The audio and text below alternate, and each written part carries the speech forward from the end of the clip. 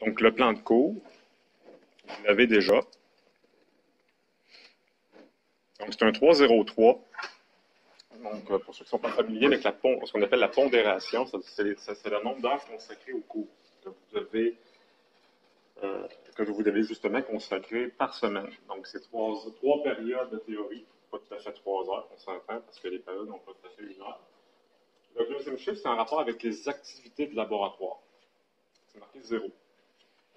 Puis le troisième, c'est les heures d'études suggérées par semaine de votre côté pour le cours en question. C'est suggéré. Okay? C'est sûr que tout dépendant des étudiants, il y en a qui ont besoin de moins d'études, d'autres plus, ben, c'est une suggestion. Le 0 qui est ici est important à spécifier que officiellement, au niveau ministériel, le cours, il n'y a pas d'activité de laboratoire de prévu, c'est 0. Mais avec la permission du collège depuis de nombreuses années pour rendre le cours plus intéressant, puis on a un département quand même assez équipé, c'est certain que ça rend le cours beaucoup plus intéressant d'offrir ce qu'on appellerait des activités de lab, mais c'est pas vraiment des laboratoires. Il n'y a pas de rapport à faire et tout ça. C'est pas comme dans les cours du département avec les étudiants en métallurgie. C'est des activités, puis on considère que ça fait partie, un peu comme la théorie, le fait de vous faire souder, puis de vous faire couler du métal. Vous allez apprendre autant que dans une salle de classe. Puis en plus, il va y avoir une visite du département avec quelques démonstrations et cette traction, inspection par ultrason, puis même que je vais vous faire aussi une démonstration de plaquage, puis de trempe par induction. Donc, vous allez avoir différentes choses, puis ça s'intègre tout à fait dans la stratégie pédagogique comme une théorie en classe de conventionnel. OK? Donc ici, moi, je suis dans le département de métallurgie. Je ne sais pas si vous savez exactement il est où. Il n'est pas très loin. Lorsqu'on descend l'escalier là-bas, il n'est pas très loin. Nos bureaux de professeurs, ils sont regroupés au même endroit. Moi, je suis dans le local SD 1118. Okay? C'est un grand local. Tous les profs sont là. On a nos bureaux. Puis mon bureau, à moi, il est identifié. Mon nom est identifié là, sur un séparateur. Là. Puis mon bureau, il est là. Sinon, mon numéro de poste qui est le 2338 que vous avez sur le plan de cours. Et puis, bien entendu, il y a Mio, avec lequel vous pouvez communiquer avec moi aussi. Martine Comtois-Part, c'est la coordinatrice du département. On en apparaît sur le plan de cours. OK. Les modalités, là, comme vous le savez, je vous ai écrit la semaine passée, donc je le rappelle encore. Le Cégep nous a accordé la liberté de fonctionner un peu comme on voulait. Okay? Donc, vous avez peut-être constaté qu'il y a des professeurs qui fonctionnent les professeurs que vous avez dans vos cours, dans vos horaires respectifs, ça peut être très différent d'un prof à l'autre, parce qu'on avait une certaine liberté, malgré qu'on avait des contraintes. Comme par exemple, moi, dans ce local-ci, je ne pouvais pas avoir plus que 20 étudiants à la fois. 20, c'est le maximum. Considérant donc que vous êtes une trentaine d'étudiants dans le cours, là, j'ai eu le choix. Okay? Il a fallu que je pense à quelle stratégie adopter. Moi, je trouvais ça important qu'il y ait une présence en classe, tant pour l'étudiant que pour ma santé mentale. Parce que donner des cours à distance, moi, c'est pas pour moi.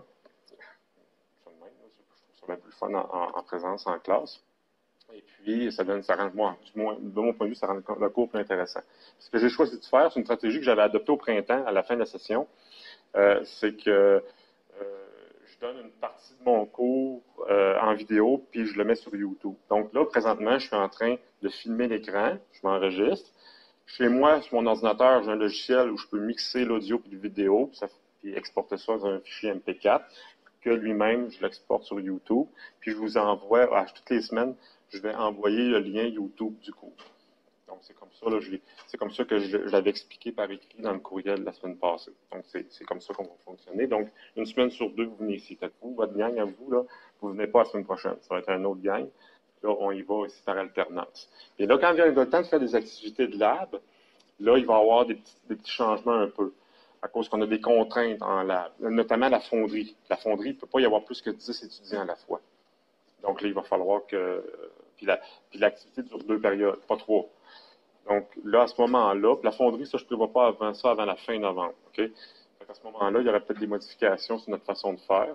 Puis en soudage, on peut en avoir 15 à la fois. Fait que là, je vais avoir 2 groupes seulement. À ce moment-là, là, j'utiliserai les mêmes groupes. Il n'y aura pas trop de changement à ce moment-là là, pour l'activité de soudage. Bon, OK. Parfait. Y a-t-il d'autres choses à dire là-dedans? La place du cours. Des fois, il y a des points que j'attache une importance dans les cours du département avec les étudiants, mais pour vous ici, il n'y a pas grand-chose là que vous lirez vous-même. Ce qui intéresse souvent plus les étudiants, c'est les évaluations. Combien d'examens qu'on va avoir? L'examen va être difficile? C'est quoi les réponses des questions? Examen de synthèse, comme dans tous les cours, c'est obligatoire, l'examen de synthèse. C'est pas moi qui décide de ça, il faut qu'il soit synthèse, 40%. Donc, à la fin de la session, ça va être un examen, là, je vais aller vérifier toutes les connaissances acquises là, sur tout ce qu'on aura vu durant la session. Mais avant ça, il va y avoir un examen de mi-session. Donc, il y a juste 2 examens. Voilà. Donc, on fera ça. Je n'ai pas fixé de date encore. C'est soit avant la relâche ou soit la semaine après. Je ne sais pas encore. Je n'ai pas rien écrit au niveau de la date parce que je me disais que, bon, je laisserai choisir aux étudiants quand faire l'examen. Avant la relâche ou après. Des fois, les étudiants aiment ça. Ah, la relâche, je vais avoir la paix, pas étudier, fait que l'examen est avant. Il y a d'autres étudiants, c'est non, moi, je veux prendre, j'aime ça avoir une semaine de relâche pour étudier, fait que quand l'examen est après, ça m'aide. On passera au vote à un moment donné, là, d'ici quelques semaines, pour savoir où est-ce qu'on place le fameux examen partiel, tandis que l'examen synthèse, là, j'ai pas le choix. L'horaire va être imposé par le collège. Et il va y avoir aussi un petit travail de recherche de 20% à faire. De quelques pages, 2 pages. Je vais vous donner, vous allez, autrement dit, me proposer un sujet pour approfondir un aspect de la métallurgie. Ça peut être parler d'un alliage spécifique et ses applications. Vous pouvez faire un travail sur, telle pièce, telle affaire qui sert à ça, comment on fabrique ça avec une description. Ça, d'ici quelques semaines, là, moi, mettons, à partir de dans la semaine prochaine, dans 2 semaines dans votre cas, ou la semaine prochaine, je vais donner des indications un peu plus précises sur ce travail-là pour que vous ayez toute la session pour le faire. Okay? Donc, le nombre de pages nécessaires, des idées de sujets aussi. Si vous n'êtes pas capable de trouver un sujet, je vais vous donner des idées. Puis, vous faites un travail de recherche. Vous fouillez dans les livres, vous fouillez sur Internet et vous me pondez un petit travail de recherche. Il va falloir quand même pour 20%. Est-ce qu'il y a des questions à venir jusqu'à date? Non. Ensuite. La médiagraphie. Bon, ça, la médiagraphie, c'est les outils que vous avez pour étudier. Moi, le PowerPoint que je vous ai présenté tantôt, vous allez l'avoir. Okay? Je vais vous le transférer dans le Léa, dans les documents distribués. Okay? Donc, je ferai ça demain. Là. Je l'envoie quand même assez tôt. Donc, chaque PowerPoint, en plus, le PowerPoint, vous allez l'avoir 2 fois. Parce que la vidéo, vous allez l'avoir sur YouTube, mais vous allez avoir le fichier PowerPoint aussi. Donc, vous allez avoir ça. Les notes de cours, je me souviens plus. Oui, il y en a un PDF, je pense. Je ne sais pas si j'ai déjà mis disponible. Je crois qu'il y a un PDF des notes de cours. Là, je vais essayer de me rappeler si j'en avais mis un. Je verrai à ce moment-là, là, ça va être quoi les notes de cours. J'aurais dû penser à ça avant. Sinon, le PowerPoint, là, c'est vraiment, ça représente l'ensemble des informations que je veux que vous reteniez, finalement. Équipement de sécurité. Ça, c'est un rapport, pas ici, là, mais en rapport avec les activités de laboratoire. Donc, quand on viendra le temps de faire la fonderie, mais ça, de toute façon, on va vous le rappeler la semaine avant, là, quand vous allez venir faire l'activité de fonderie, là, de toute façon, on va être au mois de novembre. Vous n'arriverez probablement pas en short, en sandales, là, parce qu'il commence à faire froid là, à ce moment-là de l'année. Mais ça va être important d'arriver avec des pantalons longs et des souliers fermés. Pas de sandales. Oui. On va-t-il t'évaluer par rapport aux activités de laboratoire? Non, aucune. Malgré, oui. Je dis aucune, non. Mais moi, dans les examens, je vais poser quelques questions sur l'activité, des détails d'opération, qui vont être faciles à répondre si vous avez assisté, si vous avez fait la... Oui, à ce moment-là, vous êtes évalué. Parce que je suis obligé de vous évaluer sur que vous faites. Donc, ce ne sera pas un rapport de lab, bien entendu, mais ça va être quelques questions en rapport avec l'activité à l'intérieur d'un examen. Donc, dans le cas de la fonderie, ça va être l'examen synthèse. Puis, probablement qu'on va faire l'activité de soudage avant le partiel, assez tôt, dans quelques semaines même. Donc, ça, il y aura une question sur les activités de soudage à l'examen partiel. Et puis, le reste que ça prend quand on va en fonderie et en soudage, ça prend des lunettes de sécurité. Ça, on les fournit. Vous pouvez arriver avec les vôtres. Par exemple, si vous êtes en sciences de nature, vous avez sûrement des lunettes de sécurité, un sarrau. Si vous avez votre sarrau, vos lunettes, amenez-les. Sinon, on va vous les fournir. Ça prend vraiment des lunettes de sécurité. Puis là, en plus, il y a une nouvelle exigence. Il faut qu'il y ait des parois ici. Là. Parce que ça a l'air qu'on peut poigner le COVID par les yeux. J'ai dit ça à ma blonde, qui est pharmacienne, qui est partie à la rive. En tout cas, c'est le collège qui a dit ça. Là. Ils nous exigent des lunettes comme ça ici, qui protègent du virus. Si le virus rentre, ça va dans mon œil. Il n'y a pas de volume obligatoire des matériels requis. Il n'y a rien à acheter. Tout est sûr. Tout ce que vous aurez besoin pour étudier va être en numérique, PDF, PowerPoint, film, vidéo, sur YouTube, dans le livre. Okay? Il n'y a rien à acheter. Ensuite, la présence au cours est obligatoire. Okay? Vous avez droit à 10% d'absence. Ça veut dire que sur 45 heures, vous avez le droit de vous absenter, mettons 5 périodes. Même que je pourrais avec vous autres, je pourrais être plus lousse. Okay? Mettons 6 périodes. On se fait un arrondi parce que c'est 3 périodes par semaine. Mettons que si vous manquez 6 périodes, je ne vous achalerai pas. Si là, vous en manquez davantage, là, ce qui risque d'arriver, je vais vous avertir de ne pas en manquer, puis si vous en manquez encore, ce que j'ai le droit de faire, moi, selon les règles du collège, c'est de vous refuser l'examen synthèse. Si vous avez vraiment trop d'absence. Ça va? Mais les activités de lab, je les mets obligatoires. Vous devez assister aux activités de fonderie et de soudage. Parce que d'autant plus qu'il va y avoir des questions à l'examen sur l'activité de toute manière. Il n'y a pas de visite, je ne fais pas de visite industrielle. Je sais que ça a déjà arrivé à l'initiation métallurgie que des profs fassent des visites industrielles, mais moi, j'en ai pas prévu. De toute façon, je pense pas, même si j'aurais voulu, j'aurais pas réussi, étant donné la situation du virus, du COVID, des entreprises. C'est bien difficile de rentrer dans les usines pour faire des visites industrielles dans le contexte actuel. Remise de travaux. La remise, il n'y a pas de rapport à remettre, mais votre travail, dont je vous ai parlé tantôt de fin de session, il va y avoir une date de tombée. Il va être vraiment à la fin de la session, là, genre, je sais pas, le 20-21 décembre. Donc, je vais mettre une date limite de remise de ce travail-là. Vous pouvez le remettre avant, mais il va y avoir une date limite. Et là, si vous me remettez le travail quelques jours en retard, il va y avoir, vous allez avoir des points de retranchés. C'est 10% par journée de retard. Même les journées de fin de semaine comptent. Donc, si je mets le travail sur 20, là, si vous me remettez ça 2 jours après la date de tombée, mettons le 23 décembre, vous êtes à moins 20%.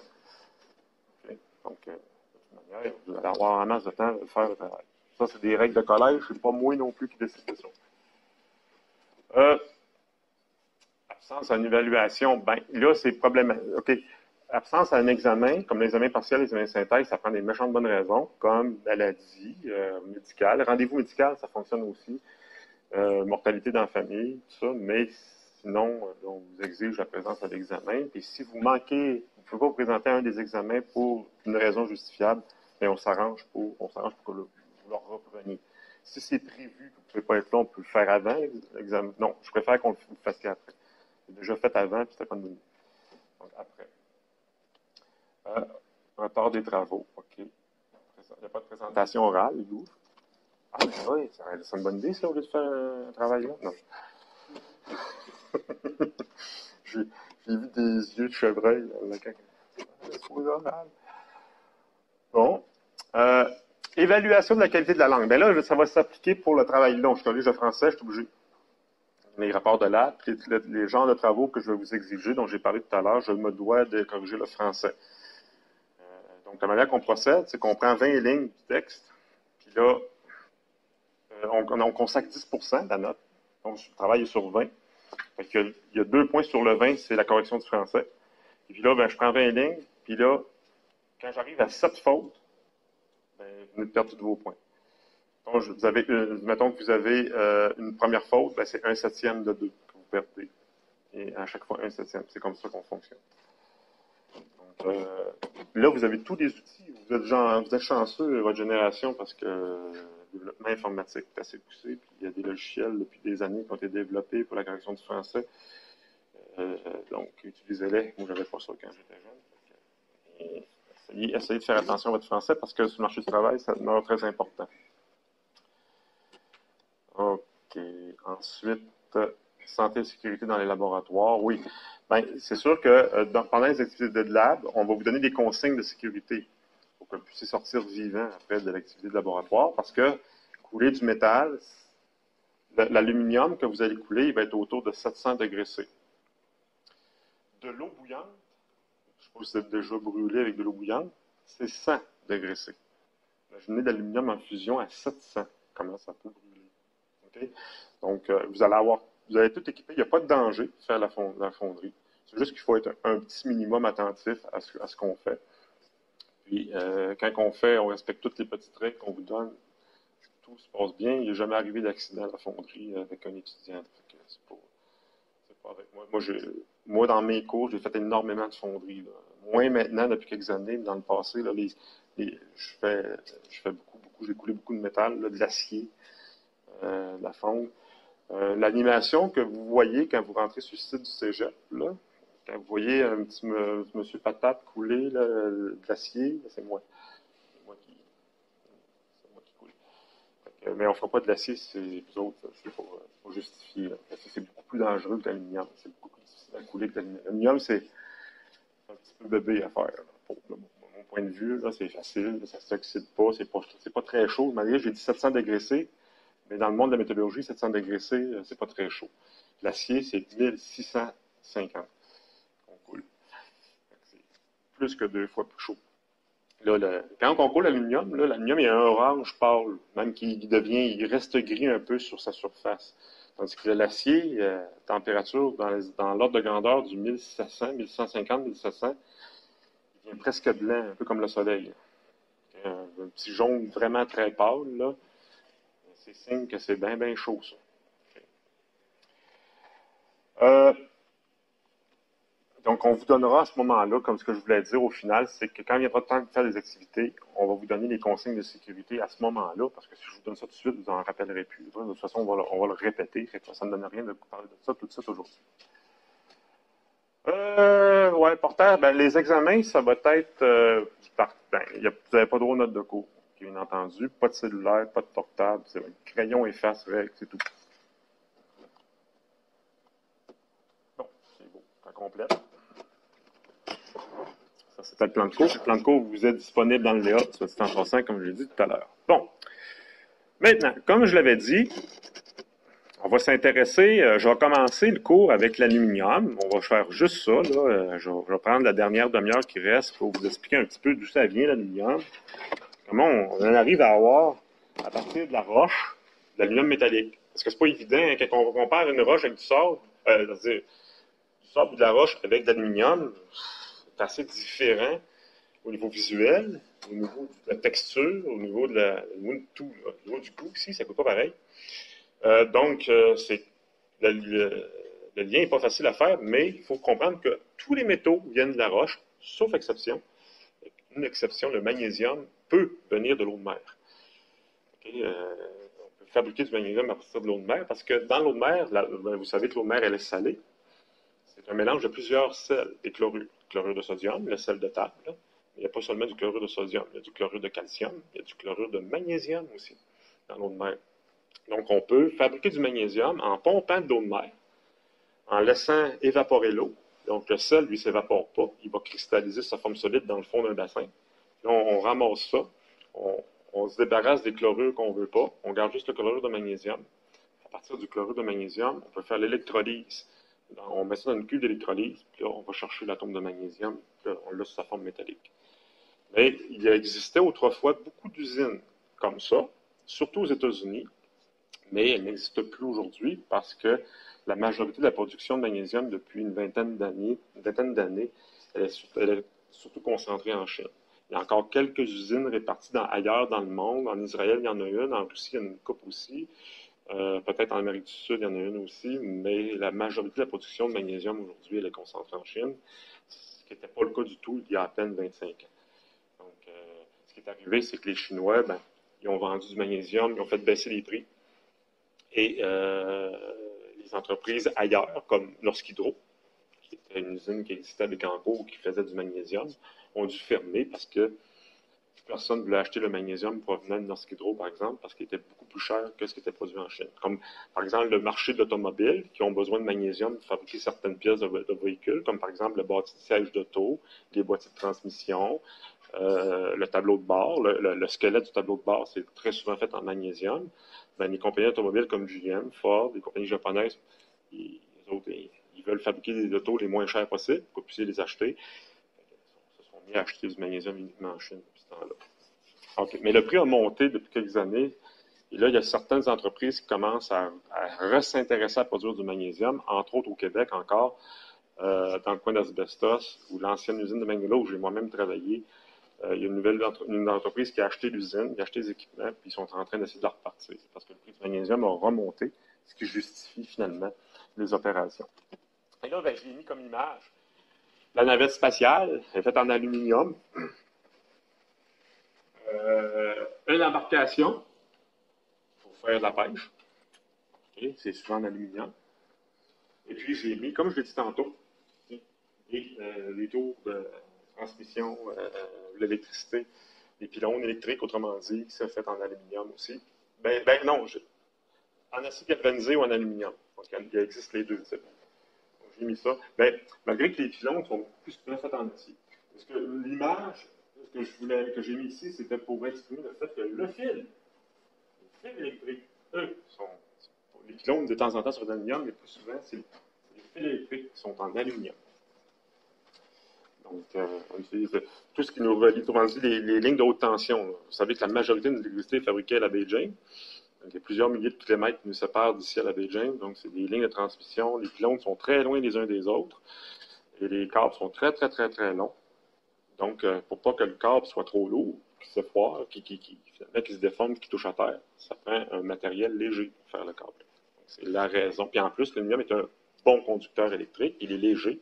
Donc, c'était le meilleur matériau à prendre pour transporter l'électricité. Une canette d'aluminium, ça, c'est un objet qui est, c'est banal comme objet. Y en a-tu des canettes d'aluminium? On essaie de les récupérer, pas les jeter dans l'environnement. Mais c'est quelque chose que vous utilisez très souvent. Mais, mine de rien, c'est un défi technologique de fabriquer une vulgaire canette d'aluminium. Dans les années 70, bien avant que vous soyez au monde, moi j'étais assez vieux pour avoir, je suis dans 70. J'étais assez vieux de me souvenir qu'avant, les canettes étaient faites en acier. C'était difficile à plier. Là. Je me souviens, là, quand j'avais 9-10 ans, là, on essayait d'impressionner nos chums, on essayait de plier la canette. C'était pas facile. C'était en acier et était plus épaisse. Et maintenant, j'essaie d'impressionner une fille en pliant une canette. C'est pas très impressionnant.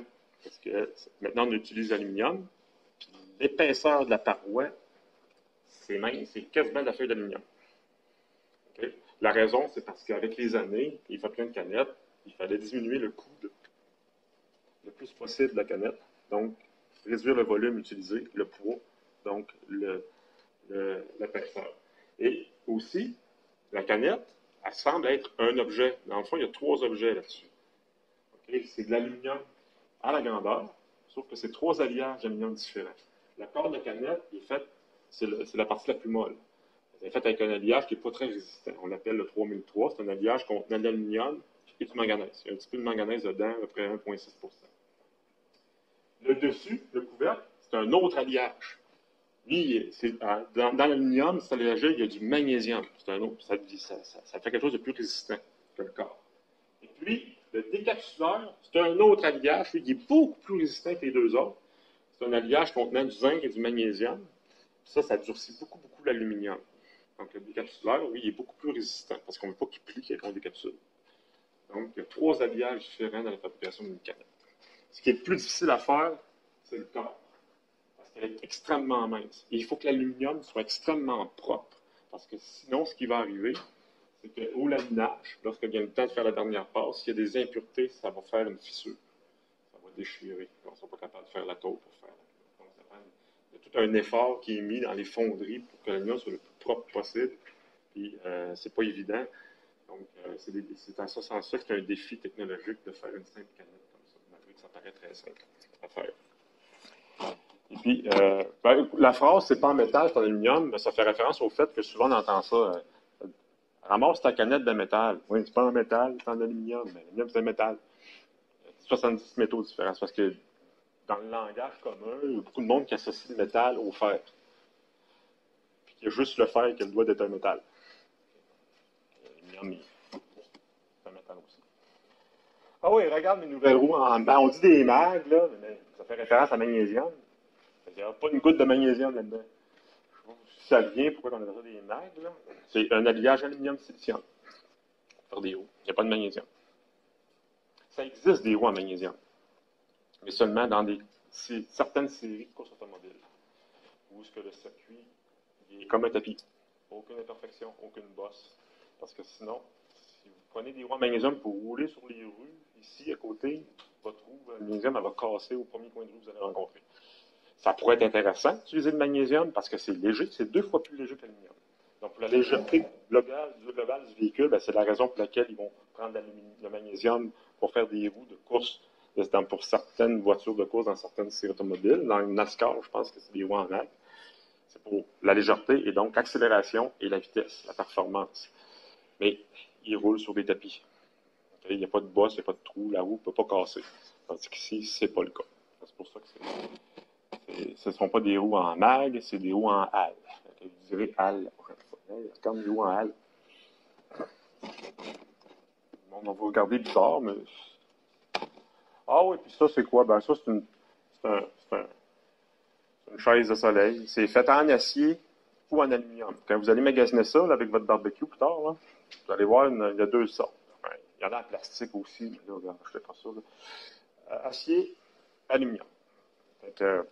Aluminium sont un peu plus chers parce qu'ils sont de meilleure qualité généralement.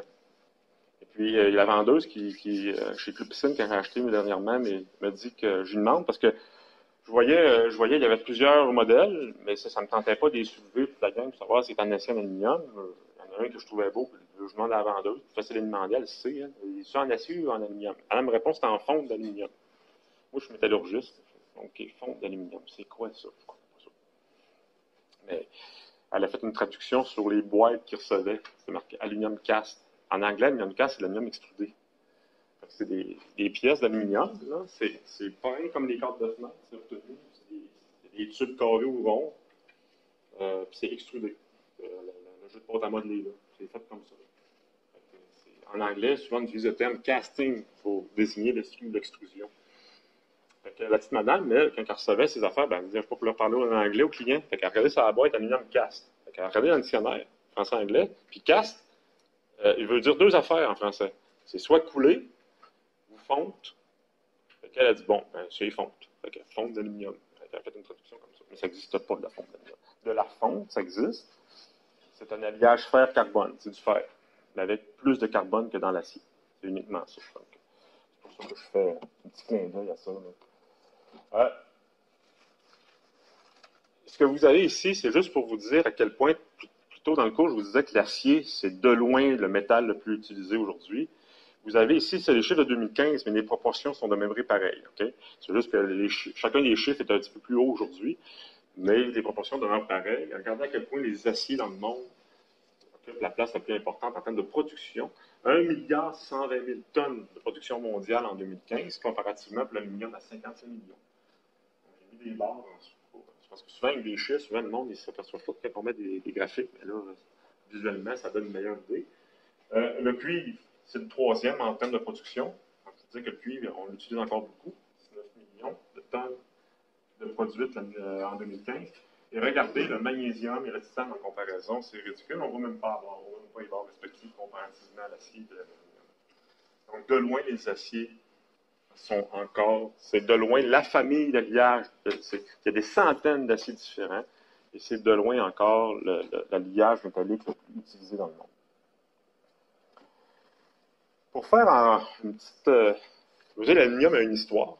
Il est relativement récent, hein, parce que l'âge du bronze, là, ça remonte à 5-6 000 ans. Ça fait 5-6 000 ans que l'homme utilise le cuivre. L'âge du fer, ça remonte à 3-4 000 ans, 3 500 ans. Donc, ça fait 3 500 ans que l'homme utilise le fer. Et ça fait seulement à peine 160 ans, 180 ans qu'on utilise l'aluminium. Ben, qu'on a inventé, disons, en guillemets, l'aluminium. L'aluminium, la première fois, sa forme métallique, elle est apparue dans les années 1850. C'est un chimiste en France qui a réussi à réduire l'aluminium à partir de chlorure d'aluminium, puis à l'obtenir l'aluminium. Les premiers grammes d'aluminium métallique sont apparus à ce moment-là. Avant, ça n'existait pas d'aluminium métallique. L'aluminium est trop facilement oxydable. Dans la croûte terrestre, elle n'est que sous sa forme oxydée, sous forme d'alumine, une poudre blanche qui est mélangée à de la roche. Et métallique, ça n'existe pas. Contrairement à l'or, on le retrouve uniquement sous sa forme métallique dans la croûte terrestre. Quand on trouve de l'or, il y a le métal direct dans la croûte, comme la patate tantôt que j'ai sorti, là, on peut trouver des pépites d'or dans la terre. Parce que l'or est très difficilement oxydable. Donc, il reste métal. Il ne veut pas se faire oxyder. Même pendant la formation de la Terre, l'or, c'était pas oxydé. Il restait sous sa forme métallique. Il y a de l'argent aussi sous sa forme métallique dans le côté terrestre, puis il y a du cuivre aussi. Mais pas l'aluminium. L'aluminium est trop facilement oxydable pour rester sa forme métallique à l'état naturel. Donc, il faut le fabriquer à partir de l'aluminium. Et le premier chimiste qui l'avait fait, lui, c'était en France. Puis le roi de l'époque, qui n'était pas tout à fait un roi, là, parce que c'était la Deuxième République, Napoléon III, qui était le petit-fils du vrai Napoléon Ier, là, dans les années 1850, qui lui avait su, hey, il y a quelqu'un qui a inventé un nouveau métal. Il fait du fer léger. Bon, c'était ça qu'il utilisait comme terme à l'époque. Fait que, parce qu'à l'époque, il existait des métaux, là, le cuivre, l'acier, ça existait, il y avait différents alliages, mais c'était tous des métaux lourds. Fait que le monde de l'époque, jusqu'au milieu du 19e siècle, un métal, c'était tout le temps pesant. Là, il y a quelqu'un qui avait inventé un métal léger. C'est spécial. Là. Okay? Donc, Napoléon III s'est fait commander plusieurs grammes de ce métal-là. Ça a pris quelques semaines. Puis après ça, il les a fait laminer parce qu'ils se sont aperçus qu'il était très mou, très facilement, très ductile. Ils ont fait des assiettes avec ça. Ils ont invité le pape et les autres. Le roi d'Angleterre, ils vont être impressionnés. Fait qu'ils recevaient les invités les plus prestigieux avec des assiettes d'aluminium, puis les invités moins importants avec des assiettes en or. Parce qu'il y avait déjà l'habitude depuis très longtemps. Les assiettes en or, ils ont fait depuis très longtemps. L'or coûtait beaucoup moins cher à l'époque. C'était moins précieux. L'aluminium, les assiettes d'aluminium, ils valaient énormément plus cher que les assiettes en or. Ce qui donne le coût de quelque chose, c'est sa rareté. L'or, il y en avait plein. L'aluminium, c'était les seuls grammes d'aluminium dans le monde qui existaient. Le roi était fier de ça, puis il recevait. Le monde trouvait ça spécial. Un assiette, ils ont bien légère, on assiette. Ouais, c'est un nouveau métal. Rien que moi qui a ça. C'est impressionnant. Voilà. OK. L'aluminium, ça vient de la croûte terrestre. C'est le métal qu'on retrouve, il est un des plus abondants dans notre croûte terrestre. C'est très présent, 8%. Il y a de l'aluminium sur la Lune. Je parle de l'atome, pas métallique. Hein. Sa forme d'oxyde. Je devrais peut-être dire alumine. Sa densité est relativement faible. C'est 2,5 fois plus léger que l'acier, si on est exact. C'est 1,5 fois plus lourd que le magnésium. C'est plus léger que le cuivre, entendu. Et une des belles qualités de l'aluminium, c'est sa conductivité électrique, malgré qu'elle est moins élevée que le cuivre. Le cuivre est un meilleur conducteur d'électricité.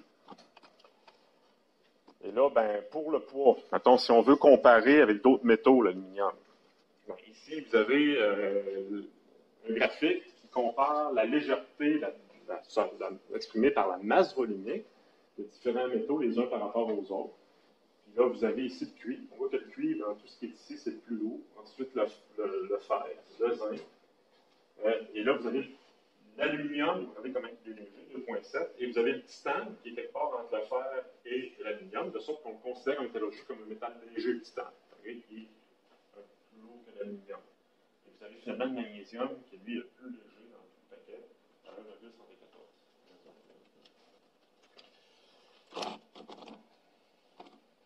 1,114. L'aluminium, ici, c'est une image qui sert à montrer que l'aluminium, non seulement il est utile dans le transport, pour toutes sortes de raisons. La légèreté, sa facilité de mise en forme. L'aluminium, une de ses grandes qualités, c'est que c'est facile de faire des pièces avec ça. Peu importe le procédé. en fonderie, parce que la température est basse. Plus un métal, sa température de fusion est basse, plus c'est facile à couler. L'aluminium, sa température de fusion est relativement basse, autour de 650 degrés, 660 degrés C. Dans le monde de la fonderie, c'est bas comme température, donc ça fait des meilleurs, c'est plus facile à faire des pièces coulées de qualité avec l'aluminium qu'avec l'acier, par exemple, comparativement à l'acier. Et donc, on peut quand même durcir l'aluminium avec des éléments d'alliage, avec des traitements thermiques, donner une certaine résistance, de sorte qu'on peut l'utiliser beaucoup. Il est très facilement recyclable. Pour toutes ces raisons-là, on va retrouver beaucoup l'aluminium dans le domaine automobile, l'aéronautique, les trains. Mais on le retrouve aussi dans le bâtiment de plus en plus. Parce qu'avec sa légèreté, il donne plus de souplesse aux architectes pour faire des bâtiments un petit peu plus exotiques, disons, comme l'image que vous voyez au centre. Élaboration de l'aluminium. Donc, ce que vous voyez ici, c'est une usine d'aluminium. Je ne sais pas laquelle, j'ai pris une photo comme ça, là, mais c'est plein de bâtiments, un à côté de l'autre. À l'intérieur de chacun des bâtiments, vous avez une ligne, des séries de ce qu'on appelle des cuves d'électrolyse, une à côté de l'autre. Les très grosses usines dans le monde là, ont jusqu'à 2000 cuves d'électrolyse dans une seule usine. Donc, c'est une de ces usines-là, d'ailleurs. On voit le très grand nombre. Ça, c'est plus petit, ça, c'est plus grand que l'ABI. Toutes les halls d'électrolyse sont ici. C'est une production de plusieurs, des productions d'au-delà de 800 000 tonnes par année. Donc, je reviens encore avec mon image de la recette, parce que c'est ça que je vais vous montrer la recette de comment faire l'aluminium. Donc, la roche qui est ici, l'aluminium est là-dedans. L'ingrédient de base pour se faire de l'aluminium, ça s'appelle de la bauxite. C'est la roche que vous voyez qui est rougeâtre. Donc, ingrédient pour l'aluminium, de la bauxite. C'est une sorte de roche. Mais je vais vous décrire précisément c'est quoi exactement. Pour l'instant, disons que c'est une sorte de roche. Donc, de la bauxite, ça c'est un morceau de bauxite. Puis l'autre ingrédient hyper important, parce que sinon, on ne sera pas capable non plus, là vous allez être déçus, je vous avertis, du pétrole. Pas de pétrole, pas d'aluminium. Donc, la bauxite, c'est un mélange de différents minéraux que l'on retrouve dans la croûte terrestre. C'est quoi de la bauxite? C'est essentiellement 4 molécules mélangées ensemble. De l'alumine, qui est un oxyde d'aluminium. Donc, c'est 3 atomes d'oxygène liés covalents, ioniques surtout, avec 2 atomes d'aluminium. Donc, c'est 5 atomes collés ensemble. Okay? Ça fait une molécule qu'on appelle, avec des liens des électrons, des électrons périphériques qui vont se promener d'un atome à l'autre pour faire le lien. Donc, de l'alumine, ça s'appelle l'alumine. On peut aussi utiliser le terme oxyde d'aluminium. Bien entendu, l'atome d'aluminium est là. Mais l'alumine pure dans le coup terrestre, ça n'existe pas.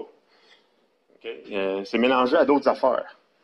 Puis dans la bauxite, c'est mélangé à 3 autres molécules de l'oxyde de fer. Le FeO3, qui, soit dit en passant, est l'oxyde qui est la source pour les aciéries, pour faire de l'acier. Et là, l'oxyde, ça ne sert pas à faire de l'acier. Et de l'oxyde de titane, qui est TiO2, et on a aussi beaucoup de silice. Donc, la silicium, qui est le même matériel pour faire les fenêtres, la vitre transparente, c'est exactement ça, la silice. Donc, c'est essentiellement ces 4 molécules. Il y a d'autres choses aussi, mais en quantité beaucoup moins importante, mais essentiellement, c'est ça de la bauxite.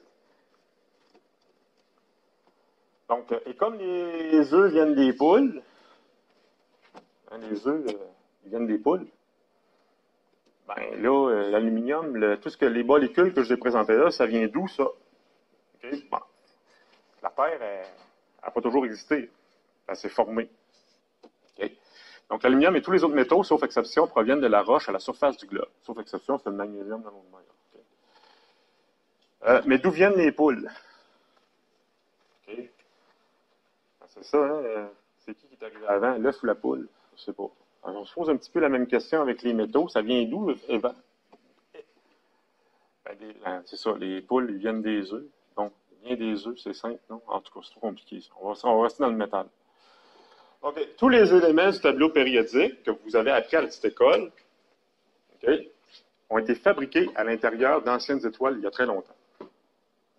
Ça vient des étoiles, des anciennes étoiles qui n'existent plus aujourd'hui.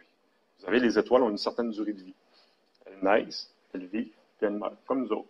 Mais pendant qu'elles vivent, à l'intérieur de l'étoile, c'est une usine à éléments du tableau périodique. Puis plus l'étoile elle est lourde, elle est grosse, plus il fait chaud à l'intérieur, plus l'étoile est capable de faire des éléments qu'on dit plus lourds. Notre étoile à nous, qui est le Soleil, c'est une étoile légère, très petite. Donc, il se forme pratiquement que de l'hélium et un peu de lithium à l'intérieur de l'étoile. Donc, ce n'est pas vraiment une usine très efficace. Mais il y a d'autres étoiles dans l'univers qui sont beaucoup plus grosses. La gravité est beaucoup plus forte, la température est plus élevée, et là, ça permet des réactions nucléaires pour fabriquer des éléments plus lourds. Donc, elles ont été fabriquées à l'intérieur d'étoiles. Donc, conditions de température et de gravité à l'intérieur des étoiles ont permis la transformation d'éléments légers, parce que ça commence toujours à partir de l'hydrogène, qui est l'élément le plus léger, un proton et un électron, de l'hélium aussi, qui est déjà là, puis les protons et les neutrons des hélium et hydrogène se combinent en tout pour faire des noyaux plus lourds, donc des éléments plus lourds, d'autres éléments du tableau périodique. Donc, pour former du carbone, de l'aluminium, du fer, du plomb, tous les éléments qu'il y a dans le tableau. Donc, durant quelques milliards d'années, durant la durée de vie de l'étoile. Ensuite, l'étoile, elle meurt. Qu'est-ce qu'elle fait avec ces éléments-là? Ben, l'étoile explose, ce qu'on appelle des supernovas.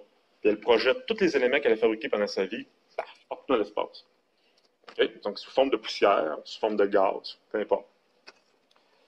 Et là, ensuite, ces éléments-là qui ont été expulsés au départ, donc leur vitesse diminue, la température diminue, puis là, la force gravitationnelle va faire son œuvre, elle va regrouper ces éléments-là ensemble pour faire des systèmes solaires.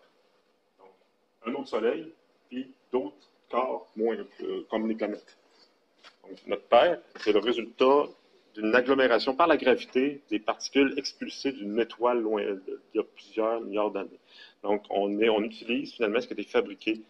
Votre corps est constitué d'atomes qui ont été fabriqués sur une étoile très ancienne. C'est pour ça qu'on dit souvent des poussières d'étoiles. C'est ça. Donc, c'est là que ça vient, les éléments. Hey, il y en a. Après ça, là, vous allez me dire, ouais, il y a eu le Big Bang avant. C'est pas un cours d'astronomie, mon affaire. Là. OK. Là, si on revient sur le plancher des vaches, c'est le cas de le dire. C'est notre coup de terrasse à nous autres. Donc, la bauxite, où est-ce qu'il y en a? Ben, il n'y en a pas partout. Donc, il y en a dans certains pays, quelques pays d'Amérique du Sud, quelques pays d'Afrique, il y en a en Australie, quelques gisements en Europe, mais en Asie, en Chine. En Amérique du Nord, il n'y en a pas. Il n'y a pas de bauxite en Amérique du Nord. Peut-être un gisement aux États-Unis, peut-être, mais je ne suis pas sûr. Donc, Brésil, en Afrique du Sud, surtout au Brésil, en Amérique du Sud. Et ça donne des mines qui sont... La couleur de la bauxite, c'est rouge. Okay? C'est l'oxyde de fer qui donne cette teinte-là.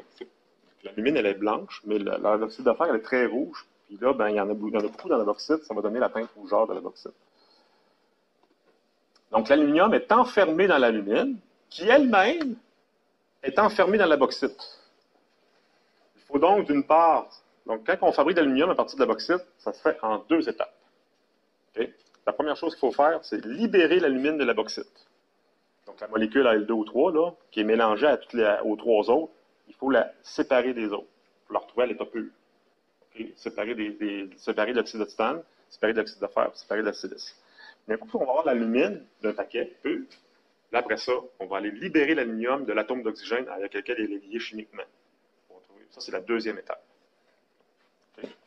Ensuite, libérer l'aluminium de l'alumine. Donc, d'abord, libérer l'alumine de la bauxite. À partir de la bauxite, on va aller chercher les molécules d'alumine pour obtenir de l'alumine qui ressemble à ça, visuellement. Là. Et ensuite, libérer l'aluminium de l'alumine. Donc, d'un coup qu'on va avoir l'alumine, on va pouvoir obtenir l'aluminium. Il y a des beaux lingots d'aluminium. Pour ceux qui se posent la question, non, l'alumine, ça ne donne pas de buzz. Donc, on ne sniffe pas l'alumine. Vous allez avoir des... Non seulement vous n'aurez pas de buzz, mais vous allez vous sentir pas bien. Fait que pour passer de la bauxite à l'aluminium, il faut une quantité considérable d'énergie. Parce que ce qu'il faut comprendre, c'est qu'on va contre la nature. La nature, elle veut que l'aluminium métallique redevienne ça. Après ça, quand on a ça, mettons, on se mélange à la roche, quand on redevient ça. C'est ce que la nature veut. Okay? Mais quand on va là, c'est contre nature. Il faut fournir de l'énergie beaucoup. Okay? Cette l'énergie est nécessaire parce que les atomes d'aluminium sont solidement enfermés et attachés aux autres atomes du minerai. Donc, il y a un lien qui attache l'aluminium aux autres atomes du minerai. Donc, ça prend une force pour séparer l'aluminium, pour le retrouver tout seul, sa forme métallique. C'est un peu comme un aimant. Mettons, vous avez deux aimants collés ensemble, vous devez dépenser de l'énergie, une force, pour séparer les deux aimants. C'est un peu comme ça qu'il faut le voir. Okay? De manière naturelle, si les deux aimants, vous les mettez un peu plus proches, trop proches, ils vont se recoller tout seuls. C'est un peu ça l'analogie. Okay? Si vous mettez de l'aluminium en présence d'oxygène, c'est instantané. L'aluminium s'oxyde. Mais dans les pièces d'aluminium comme j'avais tantôt, là, quand vous touchez à l'aluminium, vous ne touchez pas à l'aluminium. Jamais personne n'a touché à l'aluminium. Ce que vous touchez, c'est de l'oxyde d'aluminium. Parce que l'aluminium, aussitôt qu'il est en contact avec l'air, il s'oxyde pour former la couche d'alumine. Ça donne une couche d'alumine transparente. Elle n'est pas blanche, comme je vous ai montré tantôt. Elle est transparente, c'est comme une vitre autour de la pièce d'aluminium.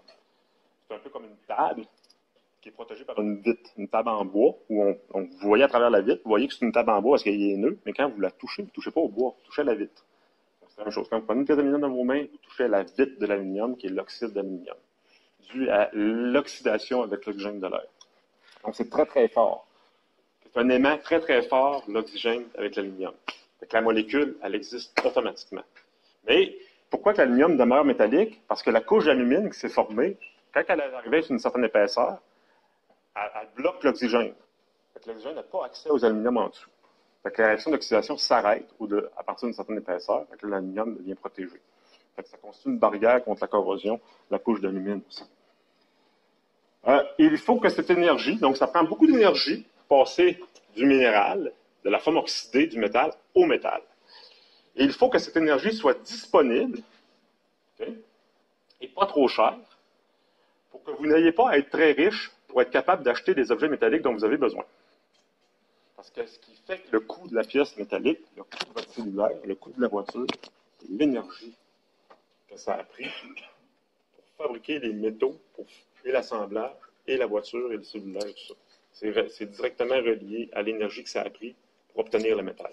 Donc, plus ça prend d'énergie, plus ça va coûter cher.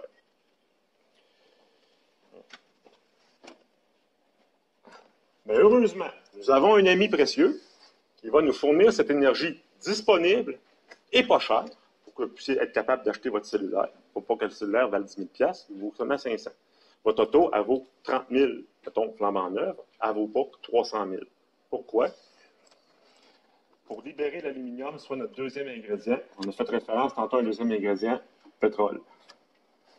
Le pétrole est la solution pour que vous puissiez avoir votre niveau de vie actuel, pour que vous puissiez avoir une vie de riche, parce que une auto en 1910, c'est rien que les riches qui avaient ça. Beaucoup d'objets, encore aujourd'hui, le téléphone, ça, c'est rien que les personnes très riches qui sont capables de se permettre. Ce qui fait qu'aujourd'hui, tout le monde est capable d'avoir une voiture, presque. Un téléphone cellulaire. Et même les itinérants à Montréal ont un cellulaire. C'est qu'il y a le pétrole. Le pétrole, l'énergie, elle est disponible. On fait un trou dans la terre, ça sort. Pas trop d'efforts à faire. Pas trop d'énergie à dépenser pour le chercher. Puis elle est là. Ça coûte 2 piastres le baril. Contrairement à d'autres sources d'énergie, comme l'éolien, le solaire, où là, ce pétrole, c'est à peu près 2 $ le kilowattheure. Tandis que l'électricité, l'éolienne, et puis le solaire, c'est 15, 16, 17 $ le kilowattheure. Donc, si on décidait à faire des voitures avec de l'énergie solaire, avec de l'éolien, vos voitures, vous ne seriez plus capable de les acheter. Beaucoup trop cher. Donc, le pétrole. Mais au Québec, on est chanceux parce qu'on a une géographie, ça c'est unique au monde, presque. On a une géographie, on a des dévilations, des montagnes, puis plein d'eau. Ce qui fait qu'on peut avoir de l'eau qui coule avec des rivières et des chutes, donc des dénivellations.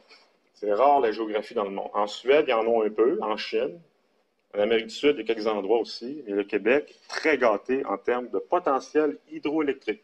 Donc, on peut donc prendre un plan d'eau qui est plus élevé, mettre un barrage là, en bas, faire couler l'eau, puis l'énergie de la chute d'eau va faire tourner un moulin ou une turbine qu'on appelle et fabriquer de l'électricité. Donc, on peut donc prendre une partie de l'énergie nécessaire pour séparer l'aluminium d'alumine en utilisant de l'hydroélectricité. Donc, une partie d'énergie vient de l'hydroélectricité pour fabriquer, mais ça prend du pétrole et de l'hydroélectricité pour fabriquer de l'aluminium au Québec. Donc, le procédé Bayer, c'est la première étape. Ça s'appelle, il y a un nom de ce procédé-là. Ça s'appelle le procédé Bayer, du nom de l'inventeur, qui est un Britannique à la fin du 19e siècle. Le procédé Bayer, ce qu'il fait, lui, il prend la bauxite, puis on va en extraire l'alumine. On va obtenir l'alumine pure. Donc, ce que ça fait, c'est que tout le mélange, les molécules que je vous ai parlé, là, ici on a marqué Fe3 O4, mais c'est aussi du Fe3 O4, tantôt j'ai marqué Fe2O3, mais c'est trois oxydes, les oxydes-là existent plus. On part tout ça, mélange ensemble. Et puis là, ben, on va obtenir l'alumine pure. Okay? On va donc se débarrasser de la silice, de l'oxyde de titane du fer qui va être parti dans un bac à résidus après. Et puis, ici, on a même des chiffres. Mettons de la bauxite, 4 tonnes de bauxite. Ben, généralement, l'alumine, elle représente la moitié du poids de la bauxite. Donc, avec 4 tonnes de bauxite, on va être capable d'avoir 2 tonnes d'alumine. Et puis, il y a une partie de la production d'alumine qui est vendue à des clients qui ne veulent même pas faire d'aluminium avec ça. Parce que l'alumine, c'est un matériau isolant qui sert, entre autres, dans les procédés pyrométallurgiques en métallurgie. Fait qu'on peut faire des creusets en alumine, des isolants, donc une bonne partie de la production qui va servir à ne même pas faire d'aluminium. Il va être vendu tel quel, l'alumine. L'alumine, c'est un matériau qui a des applications en tant que tel. Mais la partie de l'alumine qui va être vendue à des alumineries, qui va donc devenir d'aluminium métallique, ben, va servir à faire l'autre étape. Mais avant de parler de l'autre étape, le procédé Bayer, là, vous avez un schéma qui permet de vous donner plus de détails sur ce procédé. C'est quoi le procédé Bayer? C'est que là, la mine, on prend la roche, on la broie, puis on fait du sable avec des petits morceaux. Okay? On la broie en fines particules. Donc, ça prend des broyeurs. Il y a différents types de broyeurs, à mâchoire, à peu importe. On va broyer ça, puis on va transformer ça sous forme de fines particules. Après ça, tout ça, on va déverser ça dans un réservoir contenant un mélange d'eau et de NaOH. Le terme commun, c'est de la soude caustique. Donc, ça, c'est un produit alcalin, NaOH. Et là, vous avez une solution de sodium ou de NaOH. Et ça, c'est ce que ça va faire, c'est que le NaOH est capable de dissoudre l'alumine. Parce que si on met juste de l'eau, ça ne fond pas l'alumine. Du sel, oui. Le chlorure de sodium, là, le sel de table que vous achetez à l'épicerie, quand vous mettez ça dans l'eau, hein, vous brassez avec votre cuillère, hein, et puis là, le sel. Il est encore là, mais il est dissous. Les deux atomes se sont séparés. Okay? Il y a l'atome qui, lui, le sodium, il part de son côté, le chlore, il part de son bord. Ils ne sont plus attachés ensemble, mais ils sont encore là. Ils nagent dans l'eau, ils sont tout seuls. En passant, le chlore, lui, il est parti avec un électron du sodium. Le chlore est beaucoup plus fort. Il part avec un électron qui appartenait au sodium. Le sodium, il passait fort. Fait qu'il s'est fait voler l'électron, puis là, c'est comme ça. Ça, c'est du sel dissous. Le sucre aussi fait ça, quand on veut faire fondre du sucre. Donc, on brasse. Puis là, il est encore là, mais on ne le voit plus sous sa forme solide cristalline blanc. Il est encore dans l'eau. La preuve, si vous goûtez à l'eau, elle va être salée. Vous allez sentir la présence du sel quand même. Ben, l'alumine, si on la mélange à de l'eau, ça se passe rien. C'est un peu comme essayer de mélanger du sable dans l'eau. Du sable, ça ne fond pas dans l'eau. Parce que sinon, il n'y aurait pas de plage. Okay. Fait que l'alumine, c'est un peu comme ça. Mais si tu fais une autre solution beaucoup plus agressive, acide ou basique, dans le cas ici, c'est une solution fortement basique, là, l'alumine va commencer à se faire dissoudre. Ben, pas l'alumine. Oui, l'alumine va se faire dissoudre.